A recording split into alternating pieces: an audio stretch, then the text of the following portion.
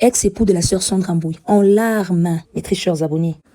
Ces larmes et son appel à la justice représentent la douleur de milliers de parents quinois qui vivent dans la peur. Cette agression n'est pas un fait divers isolé, mes très chers abonnés.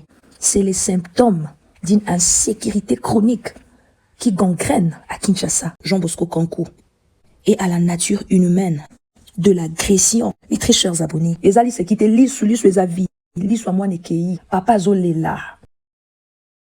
On va s'arrêter un moment à Bandalungwa. L'insécurité bat son plein. Arsène habite la commune de Bandal. Il a à peine 26 ans. Les bandits ont attaqué leur résidence dans la nuit du samedi dernier en voulant s'interposer. Il s'en sort avec un œil crevé. La famille appelle la justice autant que victime anonyme. Le commentaire est signé Edith Chala.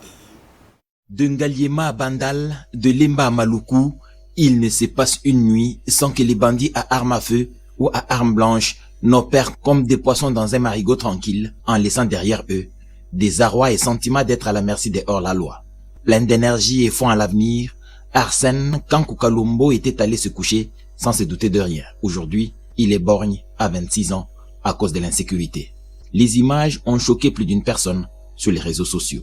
En voulant s'interposer face aux bandits qui tentaient de s'introduire dans leur parcelle, il a perdu un œil. Les faits se sont déroulés dans la nuit du vendredi au samedi, lorsqu'un groupe de malfrats a tenté de prendre d'assaut la résidence familiale, située au numéro 13 de l'avenue Luma, dans la commune de Bandalungwa.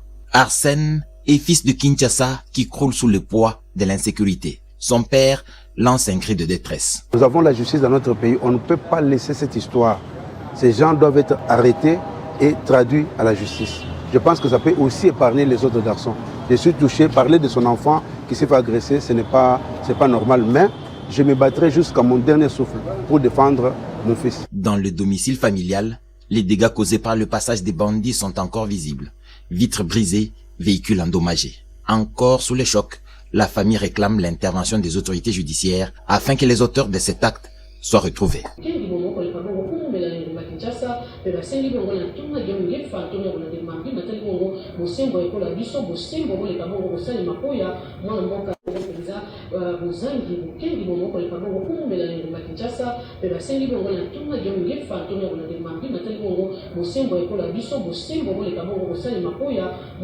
Kinshasa, la capitale, sachez que le week-end dernier, dans la commune de Bandalungwa, au quartier Bisengo, une résidence a été visitée par des bandits à main armée.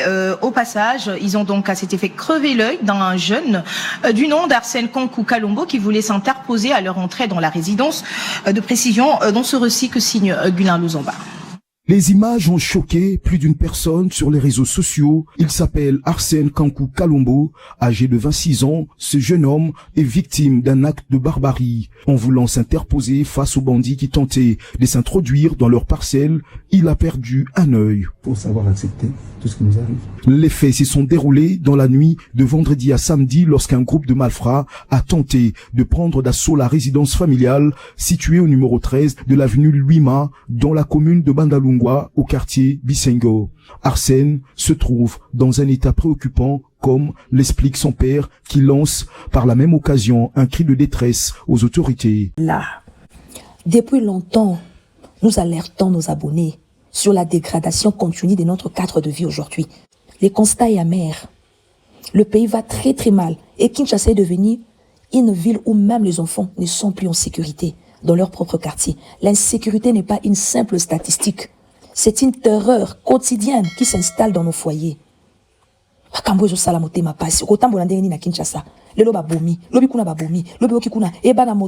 Désordre na Kinshasa, pas possible. Voilà sa publication. Aujourd'hui, mon cœur est profondément brisé. À Kinshasa, en République démocratique du Congo, mon fils a été sauvagement agressé. Des hommes l'ont attaqué avec une violence indescriptible, au point de lui faire perdre un œil. Aucun père, aucune mère ne devrait vivre une telle épreuve. Je partage ce mot, non pour nourrir la haine, mais pour réveiller la conscience, car lorsqu'on s'attaque à un enfant, c'est toute notre humanité qui est blessée. À ceux qui ont commis cet acte et à tous ceux qui pourraient être impliqués, je n'adresse ni menace ni vengeance. Je remets cette affaire entre les mains du dieu de justice. À mon fils, je veux dire ceci. Ils ont blessé ton corps. Mais ils ne pourront jamais détruire ta destinée. Les dieux qui t'a donné la vie t'élèvera, te fortifiera et te fera de cette blessure un témoignage de sa grâce.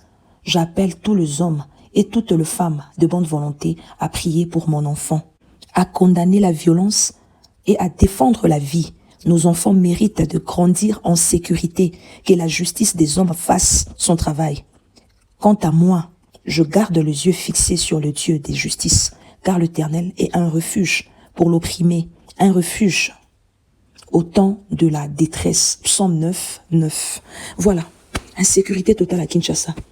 On l'a crivé l'œil. Liswe kei. Kinshasa, mboka na ebite so tozo kende wapi. Tozo kende wapi na makambo ya boy. Na ebite. Nzambe kaka sunga biso. Bozali banda bande kuna na Kinshasa bozo tuna na Kernioso. Mwana ke université ndeko abimi ozo tuna bonyo zongi parce que kimi eza suna mitema te. Mboka na yo moko. Donc ozo banga kotambola. Insécurité totale. Bakonza mboka tozo lancer message. Ceux qui tobeleli na bino te. Nul n'est au-dessus de la loi.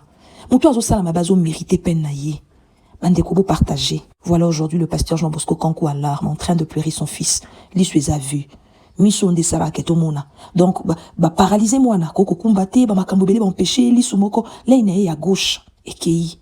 Mes très chers abonnés, Nzamba Sunga Biso. Ces mondes ne pas chez nous. Mo kilo ezo zangi sabato kimia. Nzamba consoler vraiment famille à pasteur Jean Bosco Kankou. Nzamba simba mitema consoler libota oyo makasi. Apesa pe mwana nia mobali o makasi.